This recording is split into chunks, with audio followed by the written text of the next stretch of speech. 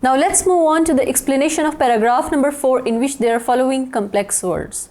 The first complex word is queer, जिसका उर्दू में मतलब है अजीब, while in English it means odd or strange.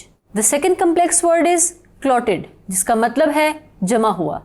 In English it means set, solidify or harden. The third word is crawling, which means reengna. In English it means creep. The next word is perverted, जिसका मतलब है बिगड़ा हुआ. In English it means abnormal or unnatural. The next word is snapped off, जिसका मतलब है काट दिया. In English it means break a piece from a whole. The next complex word is leaned over, जिसका मतलब है झुकना. English में इसका मतलब है to bend closer to the ground.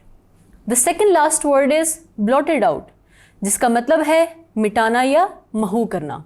To cause something to disappear. And the last complex word is get the kettle going, जिसका मतलब है काम जारी रखो और continue the work. Now let's move on to the explanation. इस paragraph में हमें अगेन सिचुएशन बताई गई है और ये पैराग्राफ मार्गरेट से स्टार्ट होता है कि वो बहुत कंफ्यूज होती है कि वो आखिर किस तरह से इन लोगों की मदद करें. बहुत सोच रही होती है कि मैं क्या कर सकती हूँ कि मैं इनके काम में आसानी पैदा करूँ. और इतनी ही देर में बूढ़ा स्टेफन आता है और कहता है कि हम लोग तबाह हो चुके हैं, हम बिल्कुल तबाह हो चुके हैं, क्योंकि टिड्डी दल ने पत्ता तक नहीं छोड़ा, हर चीज़ खा दी और सिर्फ आधे घंटे में ये सब किया.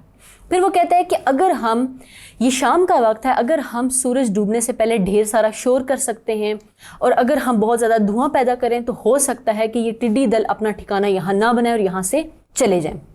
इसके बाद वो लोगों की तरफ देख के कहता है कि आप लोग अपना काम जारी रखें. अब बाहर का हमें मंजर दिखाया गया कि बाहर ये होता है कि हर चीज़ बहुत अजीबो गरीब होती है. हर चीज़ पे टिड्डी दल बैठे होते हैं, दरख्तों पे वो बैठे होते हैं, ज़मीन पे वो चल रहे होते हैं. अब ज़मीन पे वो इतने चल रहे होते हैं कि ऐसा महसूस हो रहा है जैसे कि ज़मीन ही चल रही है.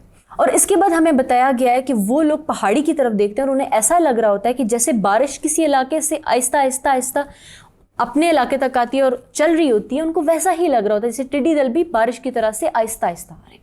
अब इस सारे मंजर की वजह से बहुत ही अंधेरा होता है. अब सूरज की रोशनी भी सही नहीं आती, वो भी बहुत धुंधली होती है क्योंकि टिड्डी दल ने बादलों की तरह की शेप ली होती है. और ये सारा मंजर बताया गया काफ़ी अंधेरा होता है. और यहाँ पे ये पैराग्राफ ख़त्म हो जाता है. I hope you have understood this explanation. Thank you.